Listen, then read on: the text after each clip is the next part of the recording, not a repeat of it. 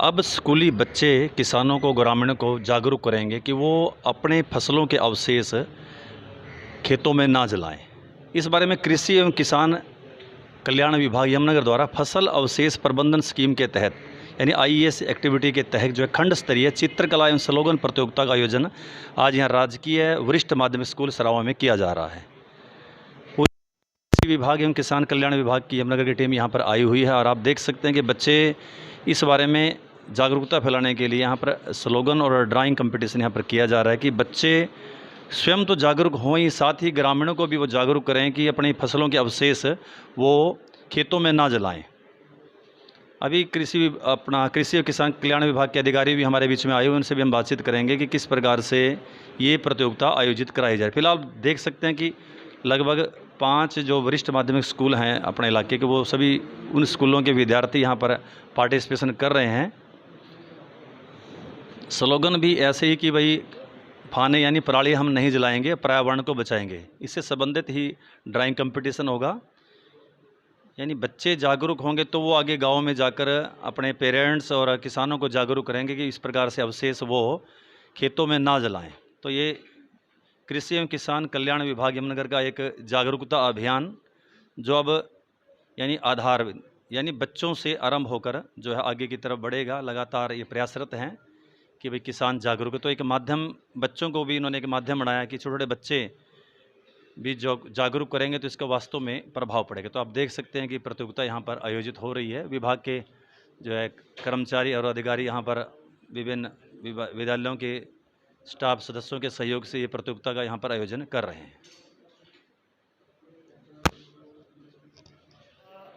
हमारी भूमि पर ये तो हमारे पर्यावरण, ये तो हमारे शरीर के ऊपर क्या नुकसान है वो था, यानी कि इससे हमारी भूमि पर क्या नुकसान होता है, किस किस तत्व का नुकसान होता है, खेत में क्या नुकसान होता है, वायु को तो हमारी नुकसान है ही है।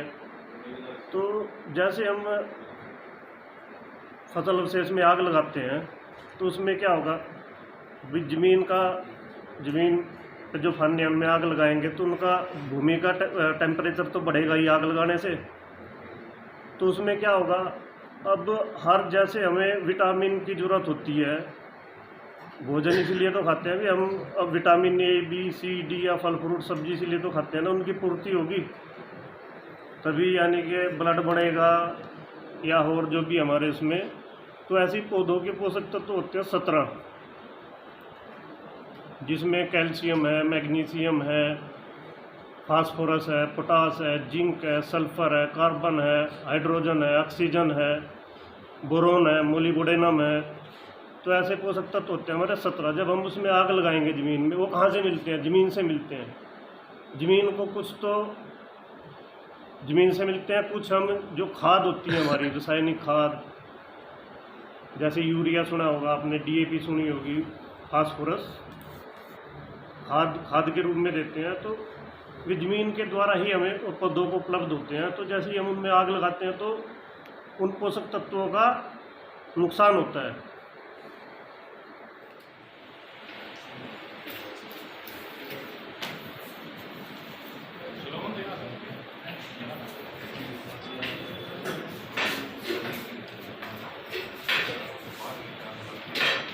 विभाग के जो यमुनानगर के जो हमारे जो कर्मचारी हैं उनका वेलकम करता हूँ स्कूल में आने पे। तो प्यारे बच्चों, आज का यहाँ पे जो बाहर से हमारे जो ऑफिसर्स आए हैं, इनका जो मेन मकसद है वो है आपको जागरूक करना। किस बारे में? आपको जो पहले ही बताया है कि क्रॉप रेजिड्यू मैनेजमेंट जो कंपटीशन है, इसके थ्रू आपको जो है यानी फसल अवशेष जो है हमारे, उनको कैसे हमने मैनेज करना है। सिर्फ ये आपको यहाँ पे जो स्लोगन लिखवाना या आपसे ड्राइंग बनवाना जो है, मतलब आपको फर्स्ट सेकंड थर्ड निकालना, इसका मेन मकसद क्या है कि आपको ये प्राइज़ देना नहीं है। इसके थ्रू आपके अंदर एक अवेयरनेस, जागरूकता पैदा करना है कि जैसे आप बच्चे जो हैं वो सबसे प्राइम सोर्स होते हैं किसी भी चीज़ को स्प्रेड करने का। जैसे कोई भी सबसे बड़ी एडवर्टाइजमेंट जो है वो स्टूडेंट्स करते हैं, बच्चे करते हैं। अब जैसे आपको यहाँ जो बताया जाएगा, आपने अपने आसपास जाके मोहल्ले में, गांव में जो सराउंडिंग्स है, वहाँ पे जाके आपने बताना है इस चीज़ को कि हमारे को आज स्कूल में बताया गया कि फसल के जो अवशेष हैं उनको जलाने से जो धुआं पॉइजनस जो गैस हमारी जो वो रिलीज करता है वहाँ से वो। ये अपना परिचय देते हुए बताइए कि आज क्या कार्यक्रम है ये। सर मैं डॉक्टर सूरजवान, जी ACDO यमुनानगर, जी जी जी असिस्टेंट के डेवलपमेंट ऑफिसर यमुनानगर। जी सर। तो आज हमारा प्रोग्राम है फसल अवशेष प्रबंधन। जी जो ये पराली के फन्ने जलाए जाते हैं या एक्स्ट्रा रेजिड्यू जो होता है वो जलाए जाते हैं ना, उसकी एवज में हमारे 2 प्रोग्राम आज, एक तो स्लोगन प्रतियोगिता और दूसरा है ये चित्रकला। तो इनमें दोनों में हम फर्स्ट सेकंड निकालेंगे इनको, और बच्चों को भी हम यही मतलब संदेश देने जाते हैं कि वो कम मतलब ज़्यादा से ज़्यादा अपने बुजुर्गों को, अपने घर वालों को, आसपास के जो पराली जलाने वाले आदमी हैं तो उनको ना जलाएं, क्योंकि इससे है ना एक तो बच्चों को या हमारे बुजुर्गों को इतना मतलब नेगेटिव इफेक्ट पड़ता है कि उनको सांस लेने में इतनी दिक्कत होती है कि हद से ज़्यादा। और सर तो बच्चों को ही क्यों जागरूक किया जा रहा है कि ऐसा क्या भाव विभाग का आया कि बच्चे यहाँ ड्राइंग प्रतियोगिता करेंगे, स्लोगन करेंगे, तो इससे क्या मतलब लाभ मिलने वाला है?